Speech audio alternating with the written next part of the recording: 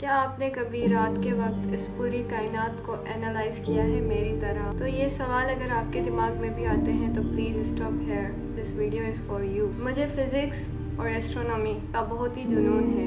मुझे ये चीज़ें बहुत फैसिनेट करती हैं। इनके बारे में जानना, इनके बारे में स्टडी करना मुझे बहुत ज़्यादा पसंद है। मैं ही खुद को यूनिवर्स समझती हूँ गाइस। तो एक दिन मैं स्क्रॉल कर रही थी तो मेरे सामने एक मूवी आई और वो मूवी थी the theory of everything, Stephen Hawking की। अब स्टीफन हॉकिंग कौन है?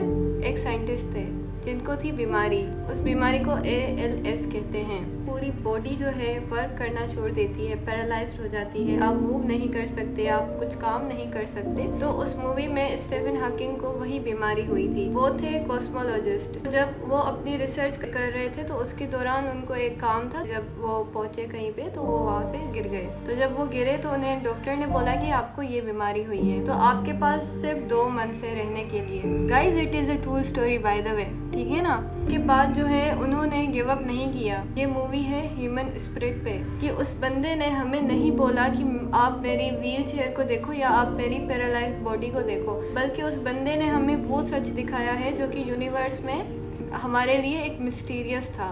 तो उसको जब डॉक्टर ने बोला था कि आपके पास सिर्फ 2 मंथ है रहने के लिए, आप सरवाइव नहीं कर सकोगे, but he lived for 73 years. उसके अपने बच्चे भी थे और उसकी जो वाइफ थी स्पेशली, उसका बहुत बड़ा रोल है इस मूवी में। खुद को आइसोलेट करने लगा था। उसने बोला कि अब मेरे पास बहुत कम टाइम है, मैं ये सब नहीं करना चाहता कंटिन्यू। उसकी जो गर्लफ्रेंड थी उसने गिव अप नहीं किया। उसने उसकी इतनी ज़्यादा केयर की, इतनी ज़्यादा उसको सपोर्ट दी, क्योंकि उसका मेन मोटिव था कि उसको ये स्टार्स के बिहाइंड, ब्लैक होल के बिहाइंड का ट्रुथ जानने का पूरा राइट है।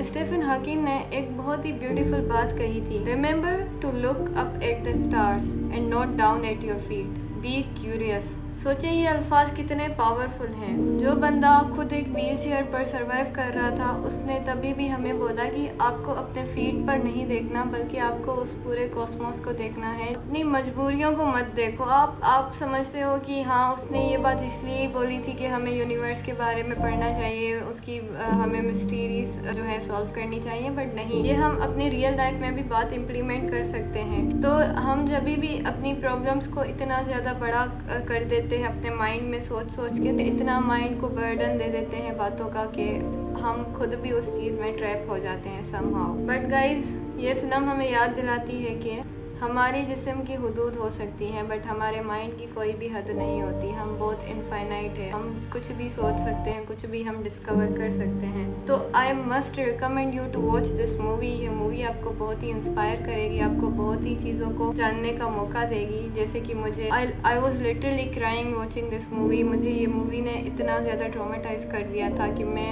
प्रॉपरली बात नहीं कर पा रही थी किसी से 2 दिन तक। तो ये जो मूवी है ये आपको देखनी चाहिए अगर आपका फिजिक्स, एस्ट्रोनॉमी में इंटरेस्ट है। और हाँ, सेकंड थिंग, मैं आपको ये भी रिकमेंड करूँगी कि प्लीज़ आप स्टीफन हॉकिंग की एक बार बायोग्राफी को रीड करें, ताकि आपको पता चले कि आप कभी भी अगर फील करते हो कि आप पैरालाइज्ड हो, आप कुछ कर नहीं सकते, आप यूजलेस हो, तो आपको ये मूवी एक दूसरा जन्म देगी, आपको एक नया जो है पर्सपेक्टिव देगी। Please I would recommend you to watch this movie and let me know in comments कि आपको कैसी लगी थी।